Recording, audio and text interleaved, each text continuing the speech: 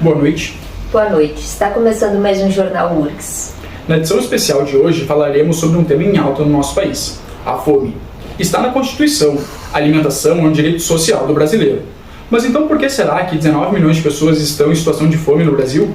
Segundo dados de 2020 da Rede Brasileira de Pesquisa em Soberania e Segurança Alimentar e Nutricional, esse novo alastramento da fome no Brasil é reflexo do fim ou esvaziamento de programas voltados para a agricultura familiar e para combater a fome, além da defasagem na cobertura e nos valores do Bolsa Família.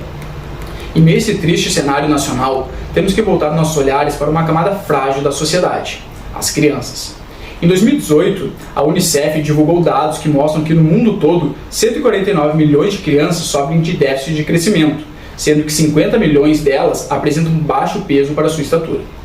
No mesmo estudo, o órgão internacional diz que 340 milhões de crianças sofrem de fome, caracterizada pela falta de nutrientes essenciais, como a vitamina A e o ferro, o que prejudica a capacidade de desenvolverem todo o seu potencial. O levantamento ainda mostra que 40 milhões estão obesas ou com sobrepeso, um número bastante expressivo e que aponta para a má alimentação infantil como causa de diversas doenças que afetam principalmente as populações mais pobres do país. E você, como tem tratado a alimentação dos seus filhos? Em casa, na escola, suas crianças têm acesso a alimentos nutritivos? Você sabe interpretar uma tabela nutricional? Sabe o que é fome oculta? Você já parou para pensar no quanto a alimentação influencia na saúde bucal dos seus filhos? Fique tranquilo, no Jornal URGS de hoje responderemos a essas questões.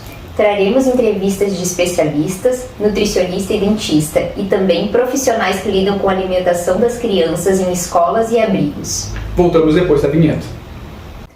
Para iniciarmos nossa conversa de hoje, que irá linkar assuntos como fome, nutrição na infância e saúde bucal por meio de cuidados na alimentação, traremos primeiramente conceitos importantes que você precisa conhecer. Fome oculta. A fome oculta trata de uma ausência nutricional decorrente em geral da má absorção ou falta de micronutrientes para o pleno desenvolvimento do organismo. Os micronutrientes se dividem em vitaminas e minerais e estão em diversos alimentos de origem animal e vegetal. Em números, a Organização Mundial da Saúde estima que 1 em cada 4 pessoas no mundo tem fome oculta. Deficiências nutricionais são doenças que decorrem do aporte alimentar insuficiente em energia e nutrientes ou ainda do inadequado aproveitamento biológico dos alimentos ingeridos. Segundo a OMS, as 3 maiores deficiências nutricionais no mundo envolvem a carência de vitamina A, iodo e ferro. Todos os alimentos, in natura ou industrializados, quando consumidos adequadamente, são fontes saudáveis. O hábito de fazer um prato dito colorido deve ser passado desde cedo às crianças, construindo a sistemática de uma alimentação adequada.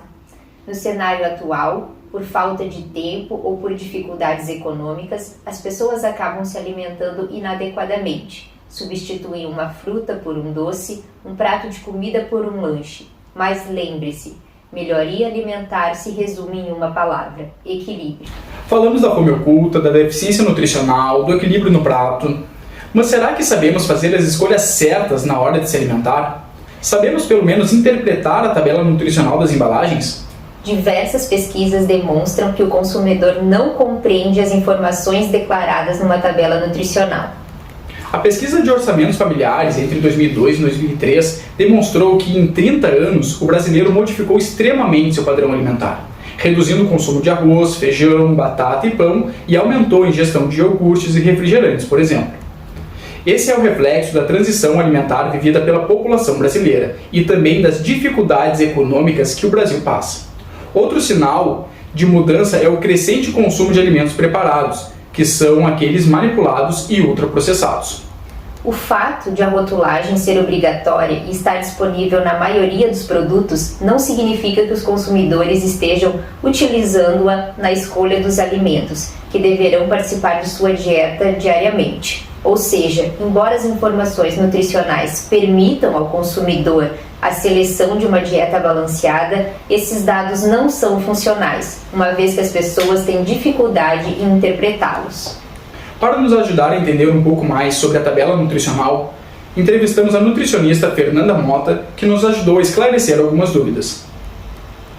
Oi pessoal, meu nome é Fernanda, sou nutricionista e eu vou falar para vocês sobre um assunto que é muito recorrente, né, em consultório, assim, porque muitas pessoas têm dúvidas e não sabem realmente como a gente pode estar fazendo escolhas melhores dos alimentos apenas olhando para a informação nutricional dele, tá?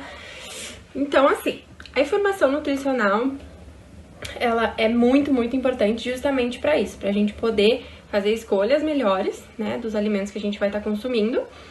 E só que para isso a gente tem que ter o conhecimento, né, pessoal? Então, assim, primeiro ponto que eu acho muito importante a gente estar olhando quando a gente vai escolher um alimento é olhar a lista de ingredientes, tá? O que a gente vai olhar ali? Quais são os primeiros ingredientes, tá? Pra ver se já não começa ali com açúcar, algum tipo de gordura ali que já não traria tanto benefício, né? Uma gordura hidrogenada, por exemplo. Por quê? Os primeiros ingredientes são os que mais tem, porque a lista de ingredientes ela é descrita de ordem decrescente, tá? Outro ponto, falando ainda no açúcar, é que muitas vezes o açúcar tá contido ali na receita, né, digamos assim, diversas vezes, ou seja, tem um excesso de açúcar. Ou então, tá escrito lá na frente assim, não contém açúcar, e aí quando tu vira, tem o açúcar com outros nomes. Então, se vocês quiserem aí dar um Google para pesquisar outros nomes que o açúcar leva, glicose, amido, açúcar invertido, né? Então, tem esses nomezinhos aí que é pra... Não digo que é pra dar uma enganadinha, é que são açúcares diferentes, né? Que a indústria usa, mas não deixam de ser. Outro ponto a se olhar é, por exemplo, assim, um produto que tá escrito assim, pão de forma integral, por exemplo. Olhar na lista de ingredientes se pelo menos tem farinha integral num dos primeiros ingredientes, né? De preferência o primeiro, claro. Mas a gente tem aí muitos produtos que não tem farinha integral, né? Então fica aí outro detalhe para se cuidar. E daí, indo ali para a parte da tabela, né? A gente deve ter atenção para a parte ali da porção, né? Porque nem sempre aquela informação é referente a todo o pacote, né? E sim por uma parcela do pacote, né? Uma porção, como tá dizendo ali. Então, cuidar para não exceder. E aí, claro, né, cuidar ali a quantidade de sódio que contém por porção, a quantidade de gordura trans, gordura saturada, a proporção ali entre os carboidratos e as proteínas, né, de preferência que sejam um pouco parecidas, assim, a quantidade, né, não ter muito mais carboidrato e pouca proteína, porque esses alimentos tendem a ser mais refinados, assim, então não seriam tão interessantes pro dia a dia, né, para uma alimentação saudável no dia a dia. Agora que você entendeu um pouco mais sobre tabela nutricional, coloque em prática os seus conhecimentos na hora que for ao supermercado. Olhem esse vídeo que uma telespectadora nos enviou, fazendo a comparação entre o açúcar presente numa bolacha recheada e numa bolacha dita fit, saudável. Bom, então hoje eu tô aqui para fazer uma comparação para vocês entre esses dois tipos de bolacha. Essa primeira bolacha aqui, ela é uma bolacha integral, ela é vista popularmente como saudável, ela é feita de grãos, cereais e cacau. Enquanto essa segunda bolacha aqui, vocês podem perceber que visualmente é bem diferente do que esse outro tipo. Ela é uma bolacha recheada e ela também é feita de chocolate, então ela é vista popularmente como a vilã da alimentação. A nossa ideia agora é mostrar para vocês a tabela nutricional desses dois tipos de bolacha. E aí nós vamos poder analisar se elas são realmente tão diferentes sob o ponto de vista nutricional quanto o que elas são do ponto de vista visual. Então essa daqui é a tabela nutricional da bolacha integral, enquanto essa daqui é a tabela nutricional da bolacha recheada. Vocês podem ver que as duas consideram 30 gramas para fazer as medições.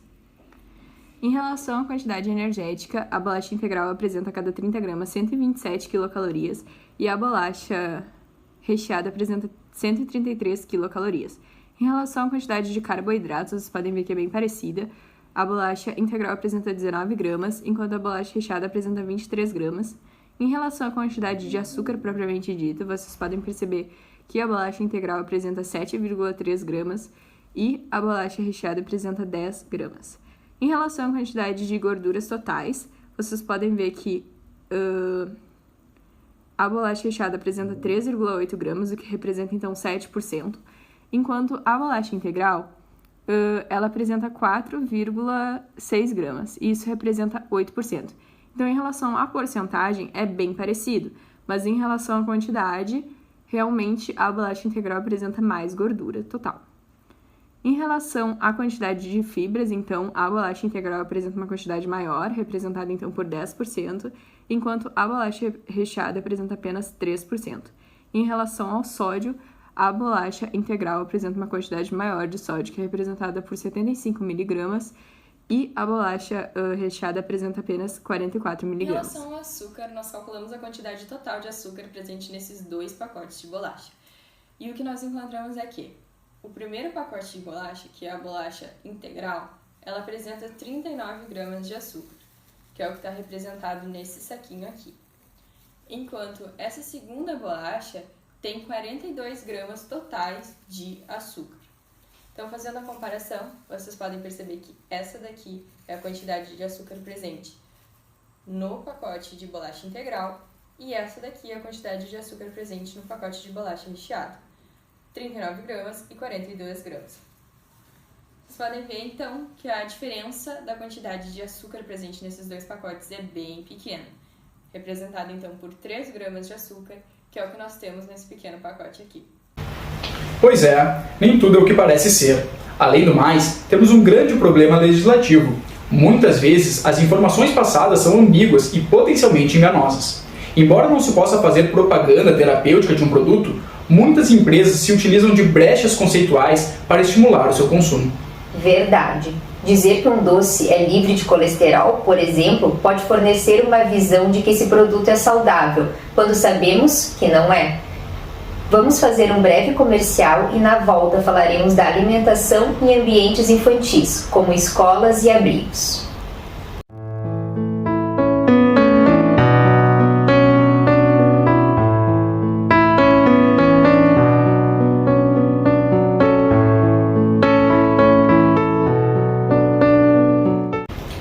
Na hora do recreio, nenhuma criança brasileira da escola pública brinca mais de barriga vazia. Melhor ainda, a refeição hoje é elaborada por nutricionistas para suprir as necessidades diárias do aluno. São 36 milhões de estudantes de educação infantil e básica atendidos pelo Programa Nacional de Alimentação Escolar. Mas faz apenas 20 anos que as crianças brasileiras do ensino fundamental de escolas públicas conquistaram o direito constitucional à alimentação, com a promulgação da Constituição Federal de 1988. O próximo passo é aprovar no Congresso Nacional o projeto que garante a extensão dos recursos da merenda a estudantes do ensino médio e também para os alunos da educação de jovens e adultos. Mas apesar de avanços no programa da merenda escolar, com uma garantia de 3 refeições por dia para os alunos que frequentam escola integral, desde 2003 também direito à alimentação diferenciada para alunos com diabetes ou outros problemas de saúde, não é bem assim que ocorre em algumas escolas públicas de pequenos municípios, como opina a diretora Cleusa Roxo, da Escola Estadual Guimarães Rosa, de Cachoeirinha, no Rio Grande do Sul, que na entrevista nos conta que apesar da merenda da escola ser elaborada por nutricionistas, ela não é tão rica em nutrientes e ainda muito cheia de açúcar. Olá, boa tarde. Nós somos uma escola estadual do município de Cachoeirinha. Quanto à preocupação na elaboração do cardápio das nossas crianças, esse cardápio ele já vem pronto, ele já vem elaborado por uma nutricionista da rede estadual. O controle da quantidade de açúcares, o que se depende de nós até damos uma controlada, mas como esse cardápio ele já vem pronto, não tem como nós mudarmos. Na verdade, um exemplo, quando é dado café com leite às crianças, nós tentamos colocar o mínimo de açúcar possível, mas se não colocar, eles não tomam, e no cardápio manda colocar o açúcar, só que daí nós colocamos menos açúcar. Por quê? Porque é servido juntamente com o pão. o pão, que já vem com um doce de leite, ou então com um biscoito amanteigado. Então, o que torna a quantidade de açúcar bastante grande no dia. É levado em consideração os alimentos cariogênicos no cardápio? Creio que não. É um exemplo eu dei aí na pergunta acima, né? Que a quantidade de alimentos com açúcares, com farinhas, é bastante grande. O cardápio busca garantir uma alimentação rica em diversos nutrientes. Eu não digo rica em diversos nutrientes, mas é uma alimentação, digamos que uma alimentação melhor do que eles têm em casa.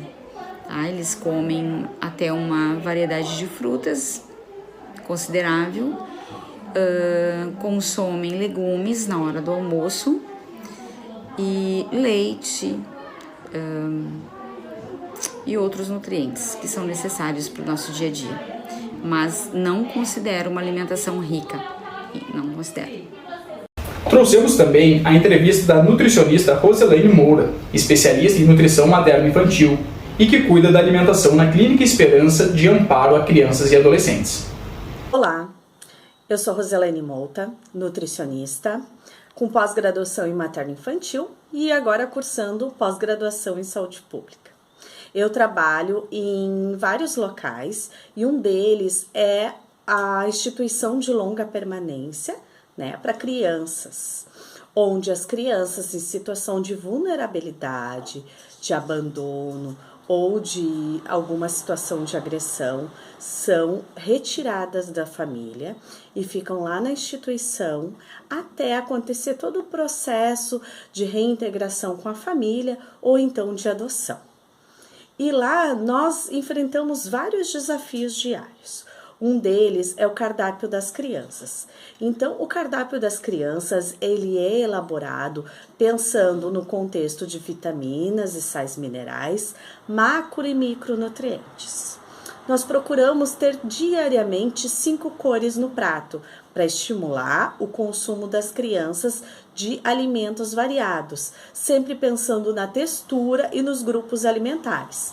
Os grupos alimentares que a gente contempla, né, dentro de uma refeição, são os alimentos energéticos, os alimentos reguladores, os alimentos construtores e a gordura, que faz parte, mas temos acesso também a gorduras que são saudáveis. É realizado educação nutricional para essas crianças, então a gente faz várias atividades lúdicas, culinárias, orientações e no dia a dia o estímulo de reconhecimento da cor, da textura dos alimentos, para provar alimentos novos, reconhecer, explorar cada alimento.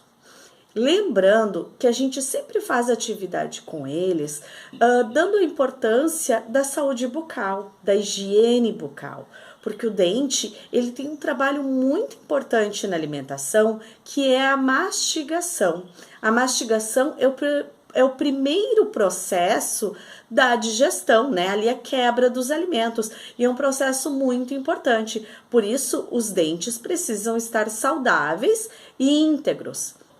Muitas vezes as crianças já chegam com um contexto de cárie, de dificuldade, porque não tem o conhecimento, né, e a rotina da higiene bucal. Então, a gente vai trabalhando junto às educadoras e fazendo essa orientação, né, de como proceder ali dentro dos nossos conhecimentos para que a criança tenha o hábito de escovação após as refeições. As crianças na chegada, elas têm bastante dificuldade em reconhecer às vezes alguns alimentos. Algumas crianças eram moradoras de rua e não têm o conhecimento de rotina, de horário de alimentação, de sentar à mesa com outras pessoas, de saber que temos horário para nos alimentar e cada horário tem uma característica de alimentação, né, diferenciada. Então, os primeiros dias são sempre mais difíceis e a gente tem que ir adaptando essa criança.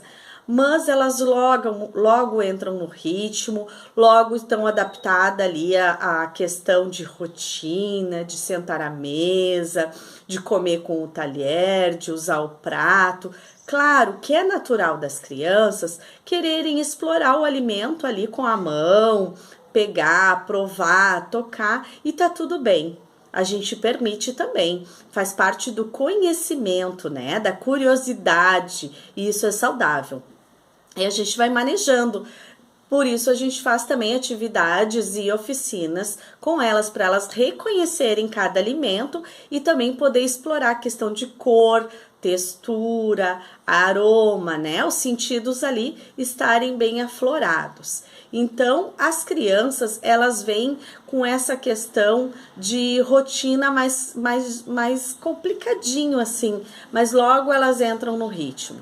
E são bem tranquilas de trabalhar, as crianças são bem carinhosas, elas gostam, como todas as crianças, de atividade, gostam de carinho, e elas respondem muito bem às orientações e à rotina, e gostam bastante de fazer as culinárias e explorar os alimentos.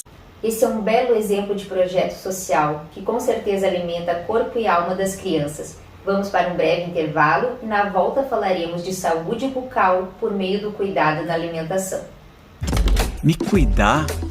Como se eu já não usasse Listerine todos os dias. Que me protege dos germes por até 24 horas e deixa minha boca limpinha. Listerine, uma boa saúde começa pela boca. Estamos aqui hoje conversando sobre fome, nutrição e infância, mas em meio a esses assuntos não poderia faltar outro extremamente importante: a saúde bucal por meio de cuidados na alimentação.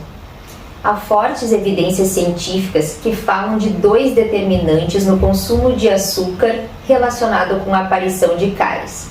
O primeiro fala da introdução precoce da sacarose na vida do bebê, que condiciona que ele aceite esses alimentos doces exclusivamente, perpetuando um padrão de comportamento que determina a cárie dentária na infância e possivelmente vai influenciar na ocorrência de cárie na sua dentição permanente.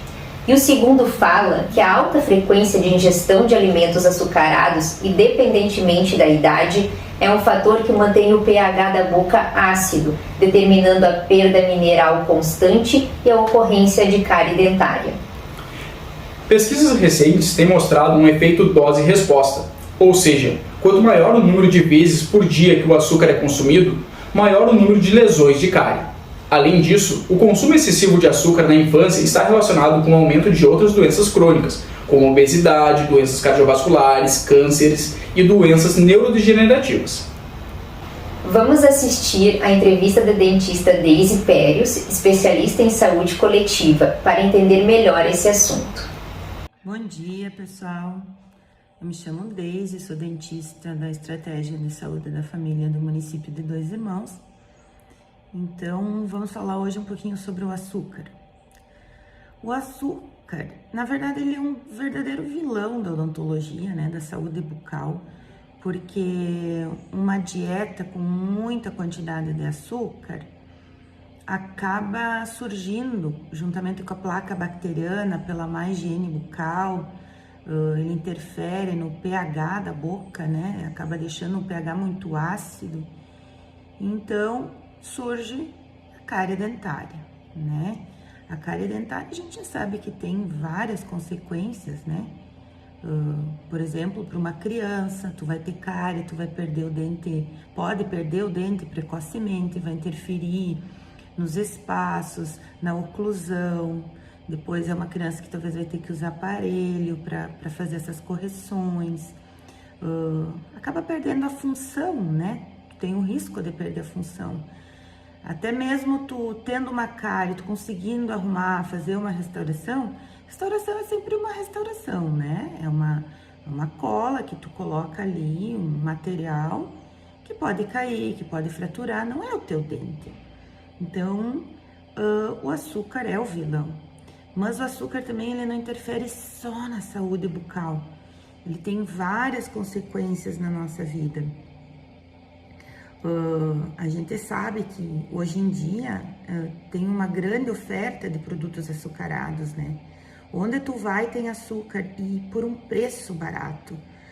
Quase toda a população, então aí entra o nível socioeconômico, até as classes mais baixas, eles têm bastante acesso ao açúcar, à bala, ao biscoito. Muitas vezes até isso também interfere nesse processo de saúde e doença, né? Muitas pessoas acabam comendo, então, maior quantidade do carboidrato, que se transforma em açúcar. Pela dieta, pelas condições de poder comprar o açúcar, o acesso é muito fácil, né? Então, essa introdução do açúcar muito cedo na infância, já principalmente ali com crianças menos de 2 anos, que as mães já acabam introduzindo açúcar, vai ser uma criança depois que vai ter mais tendência a querer comer doce, né? Então já tem pesquisa sobre isso, que se a criança ficar até os 2 aninhos ali e não tiver essa introdução do açúcar, pois vai ser um adulto que vai ter menos necessidade de comer doce. E outro fator que é muito assim, que complica a situação, é a quantidade, a frequência, né? Muitas vezes ao dia, açúcar. Até a OMS, né, a Organização Mundial de Saúde, ela preconiza que a gente deveria, apenas 5% da ingestão de energia total deveria ser o açúcar. No Brasil já passa quase 10%, eu acho. Então aqui as crianças acabam usando muito açúcar na alimentação, na escola, é muito fácil. Então, o que nós como profissionais poderíamos ajudar a população? Através da educação. Quando vier na nossa consulta, a gente já orienta sobre essa questão do açúcar, mas também sobre a alimentação como um todo, porque essa dieta muito açucarada, ela interfere na saúde bucal, mas ela também interfere na saúde geral. Tem várias doenças sobrepeso, obesidade, diabetes, né? Doenças cardiovasculares, o câncer, doenças autoimunes, neurovegetativas, distúrbios no metabolismo. Por quê? O que esse açúcar faz? Esse açúcar, ele vai aumentar as nossas células que se chamam adipócitos, que é a célula de gordura. Aumentando essa célula, ela vai gerar uma inflamação no teu sistema. Essa inflamação aumenta a citocina. Aumentando a citocina, vai comprometer a função dos órgãos. Então, o açúcar, ele tá ligado com tudo. Ele faz mal para a saúde como um todo e a saúde bucal. O que a gente pode fazer em relação a isso? Talvez até uma estratégia política, sabe?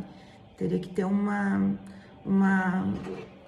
projeto, alguma questão que nem, olha, como o tabaco já foi bastante trabalhado, talvez uma campanha seria uma sugestão para diminuir essa quantidade de ingestão de açúcar. Não é que tu não pode comer o açúcar, ninguém fica sem açúcar, nem eu. A gente come, é gostoso, é bom, a gente gosta, né?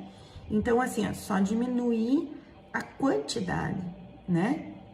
A frequência, quanto que eu vou comer. Então, ali já ia romper essas crenças que a gente tem, que não faz mal. Faz mal sim, né? Todo mundo sabe que faz mal. Então, o jeito que eu acredito, né? É prevenir, educar, fazer campanhas, palestras, divulgar, ter todos esses cuidados, às vezes até fazer uma parceria dentista com nutricionista, com os médicos, para aumentar até uma preocupação como um todo, porque a população mundial, se tu for ver, as crianças estão sofrendo por obesidade, por todas essas doenças, né? E diabetes, os diabéticos também, com muita placa bacteriana, tem várias doenças bucais que prejudicam, né? O tártaro em si também. Então, tem que cuidar, né?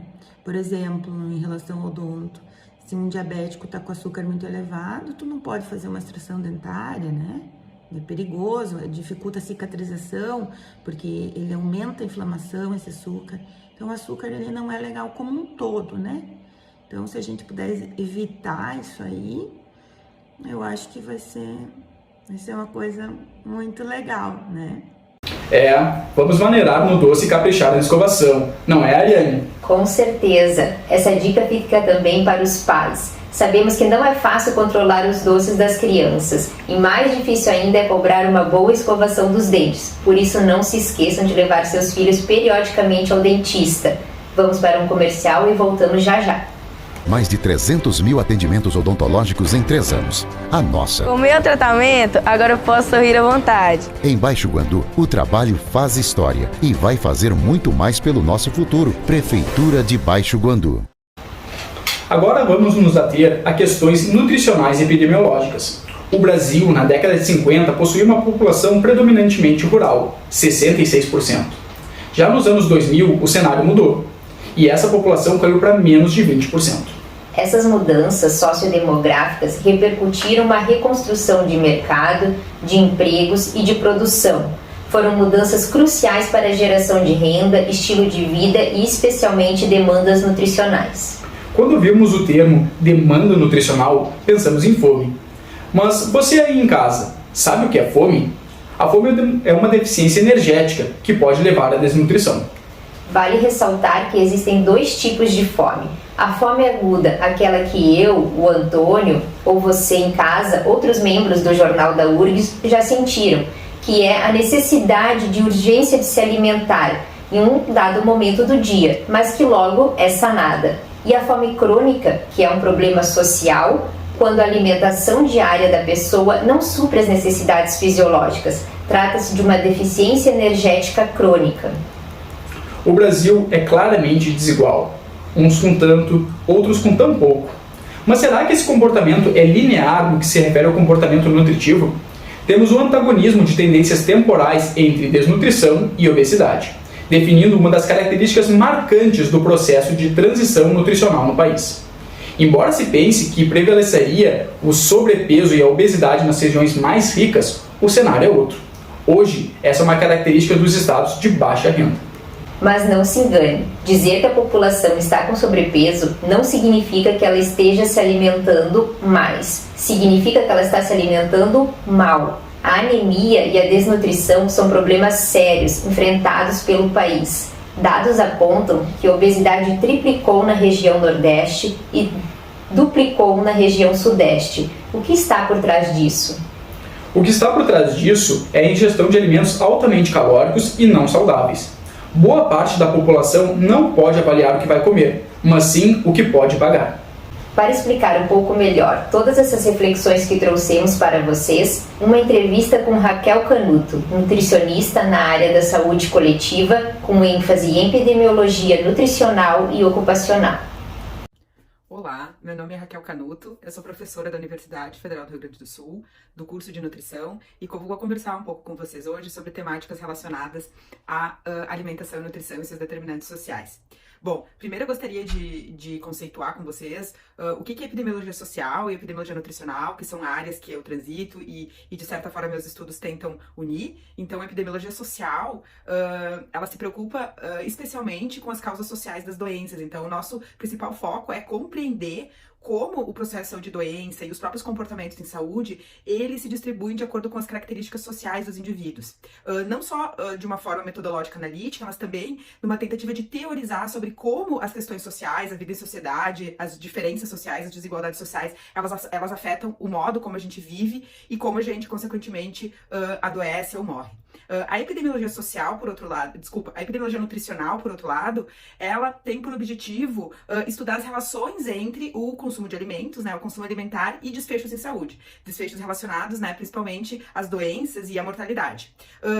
A tentativa de unir esses dois campos é um pouco no sentido da gente tentar entender como a alimentação também é determinada por questões sociais, né? E qual que seria o papel dessas questões sociais na determinação de como a gente se alimenta, de como a gente tem acesso a alimentos, de como a gente pode viver em locais onde é mais fácil a gente conseguir determinados alimentos ou não, e como isso também influencia no processo de saúde e doença, né? Então é uma tentativa, eu tenho trabalhado um pouco numa tentativa de unir esses dois campos teóricos e pensar um pouco na determinação social, né, da alimentação e como que isso afeta a nossa saúde.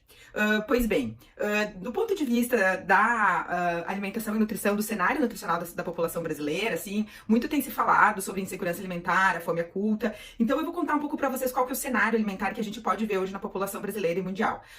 Alguns anos, o Brasil, né, vem passando por um crescimento econômico que fez com que o Brasil sofresse um processo chamado transição nutricional. O que é a transição nutricional? Essa transição, ela veio concomitantemente com a transição epidemiológica, a transição demográfica, né, que é o envelhecimento populacional e a mudança desse padrão de morbimortalidade, que antigamente a gente tinha um padrão de morbimortalidade afetado muito pelas doenças infecciosas, e hoje a gente fala principalmente das doenças crônicas não transmissíveis.